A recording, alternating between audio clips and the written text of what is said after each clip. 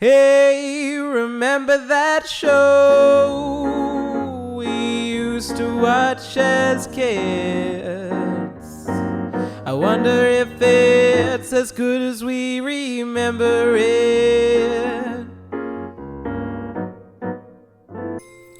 Hello everybody, I'm Keckers, and this is Rudolph's Shiny New Year. So, last time we talked about a bad Rudolph sequel, but hey, Rankin Bass actually has a good one. A New Year's follow-up to their Christmas classic. Though follow-up would imply that it came out pretty quick, when in actuality, it's a 1976 follow-up to a 1964 film. Even though it took so long, it's literally set the same night the original film ended. So Rudolph apparently didn't even get an hour's rest after Christmas. Now, it doesn't really feature any characters from the previous film. No Hermie, no Yukon Cornelius, no Bumble. Instead, Rudolph's on a mission to find the baby New Year, a living embodiment of the passage of time, who, like the Avatar, has run away during a storm. And our reindeer hero is given a mission to find him and bring him back to Father Time. Going through storms, across islands, braving dangerous seas, and the embodiment of existential dread itself. Yeah, this film was wild. Now, it's a New Year's film, which there are surprisingly few specials about.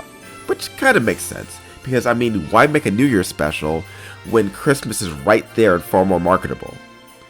But it uses its New Year's idea to tell something pretty wild, because while on the surface it's about finding the baby New Year, it's really a story about time itself, how we view its passage. You see, if the New Year isn't found and returned, then the previous year will simply never end.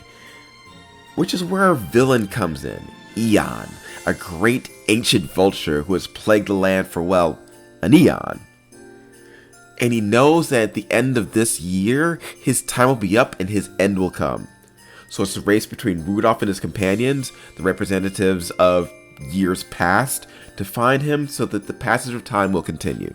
And the great beast who's trying to stop time from passing to keep his own existence going. The islands they travel to are based off various years, or the idea of the years, from prehistory to colonial era, with former New Year's representatives following and assisting Rudolph. It's crazy, but the whole reason the baby is running away is because he's got big ears that people laugh at. I mean, that's it. Rudolph has a flippin' glowing nose, and he's upset because he has big ears as a baby? The songs are good, not as catchy as the ones from the previous movie, but good enough. New Year's songs don't really just hit the same, and the puppets, well, it's over 10 years, so you're not using the same ones. But they do look a little odd, seeing as it's a sequel. I don't know, it's just, they're kind of too cute. Another thing is 90% of the film could have been solved if Rudolph didn't seemingly forget that he could fly. But then we'd only have 10% of the movie, so it's an okay trade-off.